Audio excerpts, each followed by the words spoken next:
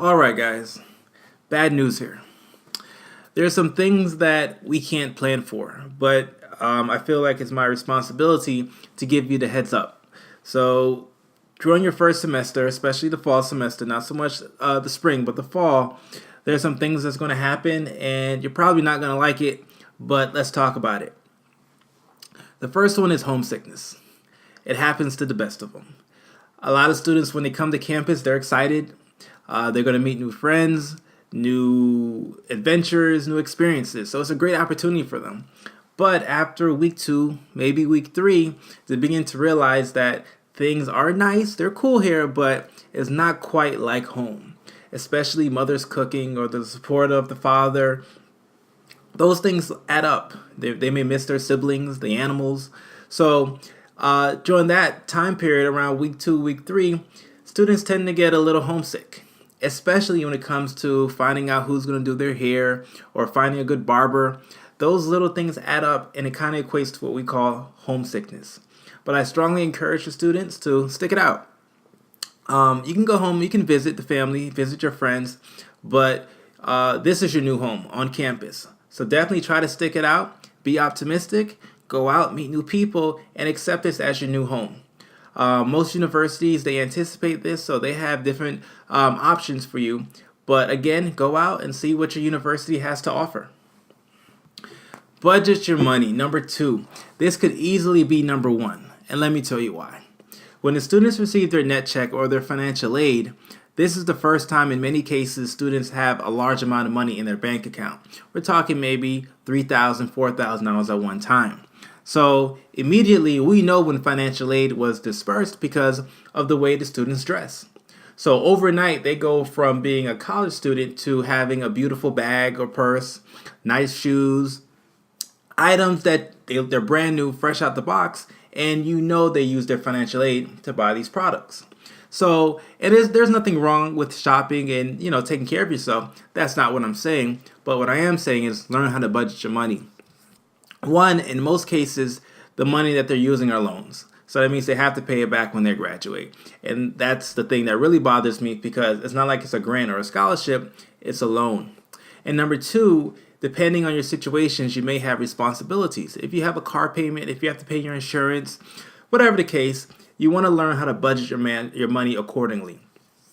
So try to buy only the essentials. And every now and then, it's okay to splurge. It's okay to plan to go on a trip, whatever the case may be, but plan and save.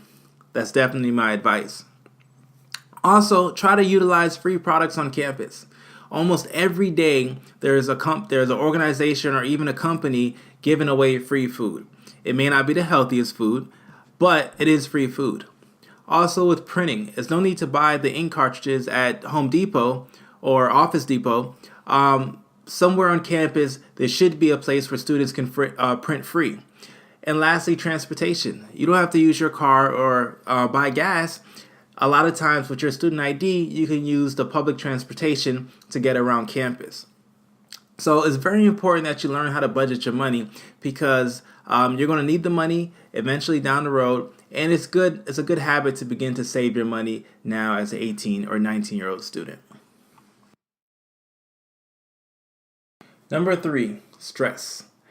There's no way around it, guys. You're going to have to wait in long lines, especially at the bookstore. At most institutions, the freshmen and the sophomores, they tend to buy the books from the bookstore. So because of that, and it depends how many students attend your institution, but in most cases, you're going to have the long lines. There's not too much you can do about it. I would strongly recommend, again, to go to your class first before you buy the book, just to make sure that the professor wants you to have the book or there's no other alternative. The book prices are ridiculous. I know we spoke about it before, so I would go to class first, find out what the professor wants you guys to do, and then buy the book if necessary. But the line at the bookstore will pale in comparison to financial aid. The line of financial aid is going to be ridiculous. I would strongly recommend, again, guys, to submit all your paperwork on time and then confirm with financial aid to make sure that your profile is okay. Do not wait until the last minute or during the first week to see what's going on with your financial aid. It's going to be the biggest mistake. If you choose to live off campus, then the bus stops will be an issue also. They will be extremely crowded. Everyone's going to try to get to class at the same time around the 9, 10, 11 o'clock time slots. So please plan accordingly. Try to get to class a little bit early because the lines at the bus stop will also be long. As it relates to your classwork, you're going to have professors that's going to challenge you and set the tempo for the semester. So depending on your major and the rigor, you're going to have some classes that will assign a lot of reading, especially during that first week. So coupled with everything else you have going on, you're going to have some assignments due. So please anticipate that also. If you're from a small town and you're used to small classes, again, depending on what institution you attend, you may be surprised for the size of the classes, especially with the psychology classes, sociology classes. You're going to have a lot of students in your class, and we're talking maybe 200, 300. So that could be an adjustment for some students. So please anticipate that also. As it relates to the organizations on campus, during the first and second week, a lot of organizations will begin to solicit. They will tell you about their organizations as you're walking to class, give you flyers.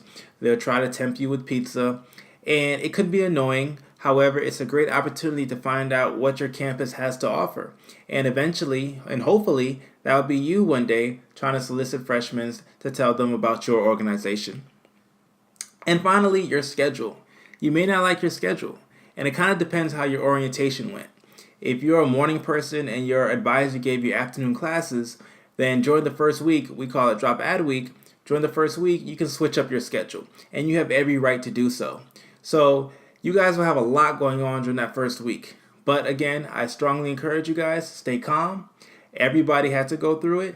If you have questions, talk to your academic advisor and ask questions, but you can get through it. Number 4, changing majors. This train is never late. During the first couple of weeks of a semester, students come in all the time because they don't like their major classes. They don't like the intros to psychology or political science, social work, accounting.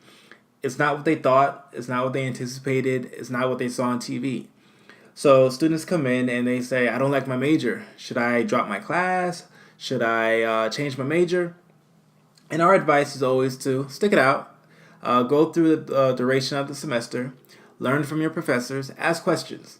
Because during the first semester of school, you're taking entry-level classes anyway.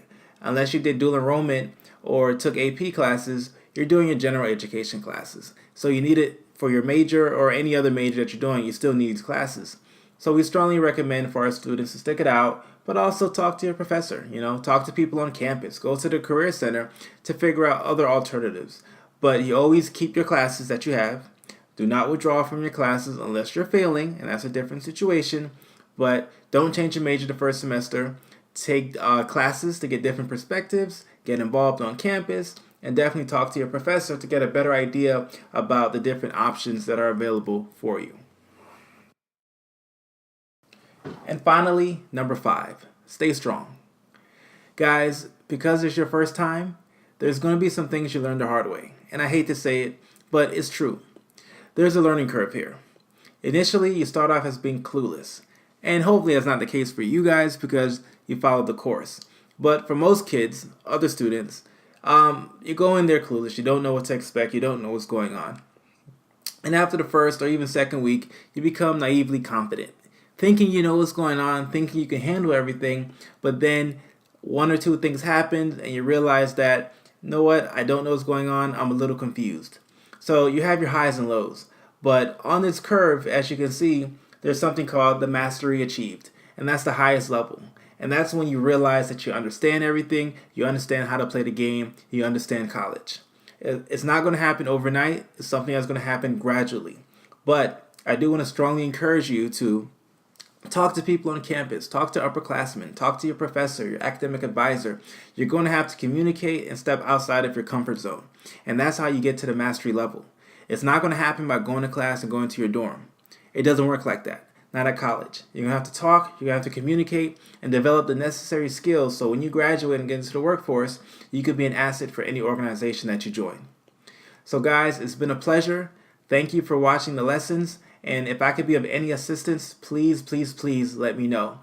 Good luck, and I know you guys will do terrific.